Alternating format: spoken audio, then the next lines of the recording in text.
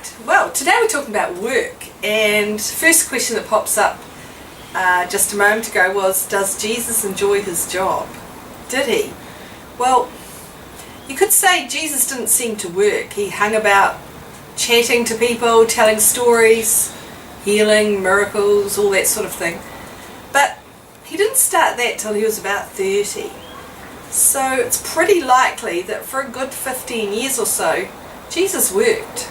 And historically, now I haven't talked to any biblical theologians here, but I'd say he probably worked with his dad in his dad's job, which was a carpenter. And I hope you know what a carpenter is, because some of my year 9s the other day didn't, and they hazarded a guess at someone who does something with cars and maybe something to do with carts. And then a third one offered carpets, and then wondered if they had carpets back then. So I've got a lot of work to do. But it's quite likely that Jesus was a carpenter, like his father, and worked quite hard in his area. He was well known in Nazareth as Joseph's son. So since we don't hear much about Jesus' brothers, apart from one or two brief scripture references, maybe he was the number one son who did that job. So, Jesus is a carpenter, and then at about 30, he stops all that, and probably just when his mother was hoping to get married, he decides to enter public ministry and get on with perhaps the most important job of all, which is teaching about the coming of the reign of God and telling everyone that love is what matters. And who can think of a better job than that? I have a job, and I have had a job for a long time. I sometimes haven't been paid for my work, and that would be called being a mother.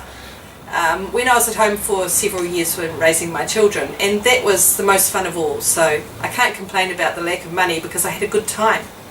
It was hard work, sometimes 24 hours a day, but I enjoyed it. Now, Confucius apparently said, if you enjoy your job, you never have to go to work. Think about that one. If you enjoy your job, you never have to go to work. And I've sometimes been envious of the people who can say, yay, I love my job, going off every day, I'm going to really enjoy it. Now, I enjoy my job sometimes, but it oscillates because I work with a lot of young people every hour, and one group of young people and one task I'm doing might not be as interesting, as stimulating, or as enjoyable as the next. Just this morning I really upset someone by pointing out my lack of pleasure in their behaviour, and she said she wasn't going to talk to me anymore because I'd hurt her feelings. And then her next line was, I wasn't the only one talking. Now, I kept really calm, and I just said, there's a whole lot that's wrong with that statement. But it left me just feeling a bit miserable. I don't like to upset people, even if it isn't my fault.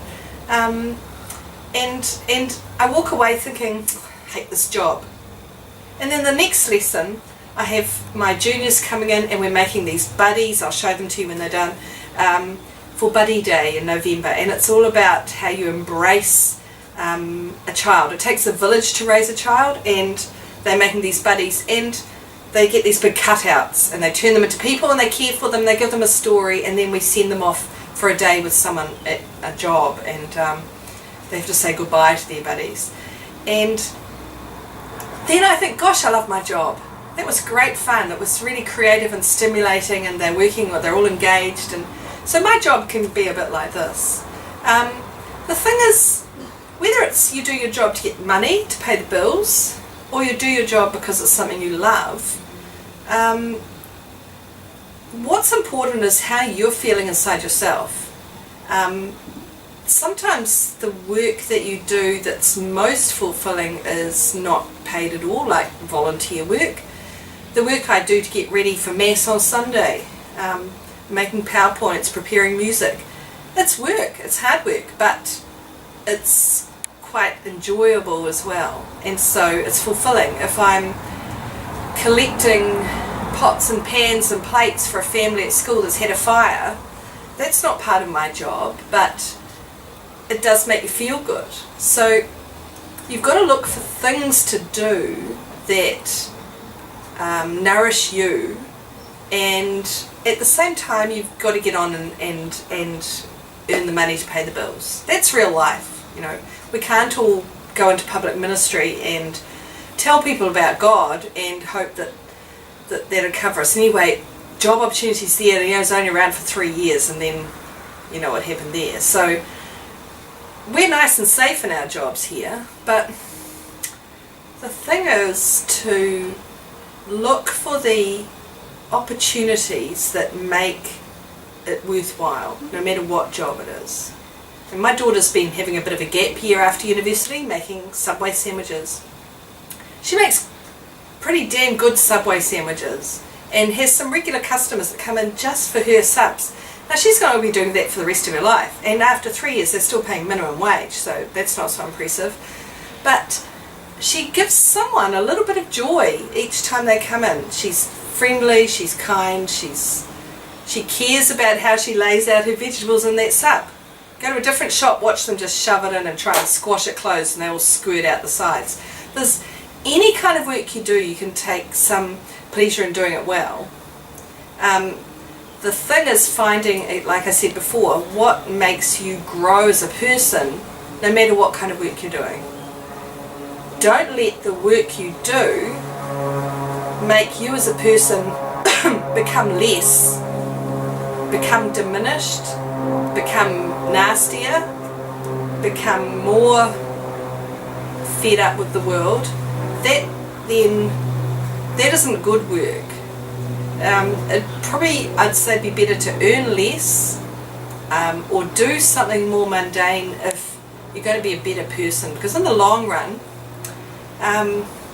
it's how you are. And we had an interesting prayer this morning, and I was describing it to my son, and part of it was how parents complain about their children's messy bedrooms, and the teenage voice in the prayer said, if I ran into God, he's not going to worry about the state of my room or the kind of job I do. He's going to worry about the state of my soul. And so no matter what you're doing, it's who you are that's really important. So work is important. Everyone worked. I'm sure Jesus worked, and he worked darn hard as a preacher and teacher and healer as well. But whether you're working, whether you're unemployed, whether you're a volunteer, whether you're retired, whether you're not ready for work yet, look more about what sort of person you are, and work can be second to that.